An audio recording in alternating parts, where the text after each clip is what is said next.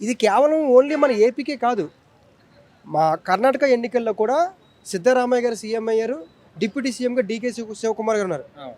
అయితే డీకే శివకుమార్‌తో పాటు ఇంకో వ్యక్తిని కూడా డిప్యూటీ సీఎం చేస్తారని చెప్పారు. హ్మ్. కానీ అలాగా చేయలేదు. డీకే శివకుమార్ ఒప్పుకోలేదు. హ్మ్. మన తెలంగాణ ఎలక్షన్‌లో కూడా అవునవును. బట్టి విక్రమార్కతో పాటు సీతక్క గారిని కూడా డిప్యూటీ సీఎం చేస్తున్నారు. అన్నారు. కానీ అక్కడ కూడా ఒప్పుకోలేదు. కాబట్టి ఏపీలో కూడా అదే అదే ఏదైతే ఇప్పుడు ఒకవేళ నిజంగా మీరు అన్నట్టు డిప్యూటీ సీఎం లోకేష్ గారికి ఇచ్చారనుకో, హ్మ్. జనసేన పార్టీ కార్యకర్తలు కావచ్చు, లేకపోతే వాళ్ళు కావచ్చు, మా పవన్ కళ్యాణ్‌కి ఉన్న ప్రియారిటీ వాల్యూ అనేది తగ్గిపోతుంది అన్న భయం ఉంది. హ్మ్. హ్మ్. ఇది ప్రాక్టికల్‌గా నిజం. హ్మ్.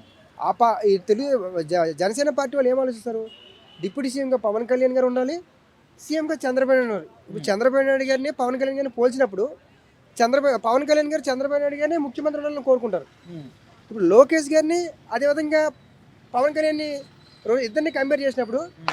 పబ్లిక్ ఖచ్చితంగా పవన్ కళ్యాణ్ గారిని ఎన్నుకుంటారు. అవును. అంటే ఇది కంపేరింగ్ అనేది ఇద్దరు వ్యక్తులతో చేసే కంపేరింగ్ అనేది అలాగ ఉంటుంది. హ్మ్. కాబట్టి చంద్రబాబు నాయుడు గారిని ఎలాగైతే మన లోకేష్ గారు మన పవన్ కళ్యాణ్ గారు గౌరవిస్తున్నారో అలాగే లోకేష్ గారు కూడా పవన్ కళ్యాణ్ గారిని గౌరవించాలి.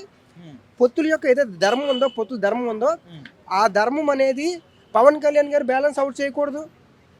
టీడీపీ వాళ్ళు బ్యాలెన్స్ అవుట్ చేయకూడదు. హ్మ్. ఎందుకంటే 2024 ఎన్నికలు అనేవి ఏపీ స్టేట్కి చాలా ఎమోషనల్, అవును. చాలా క్లిష్టమైన పరిస్థితుల్లో ఈ 2024 ఎన్నికలు జరిగాయి. హ్మ్.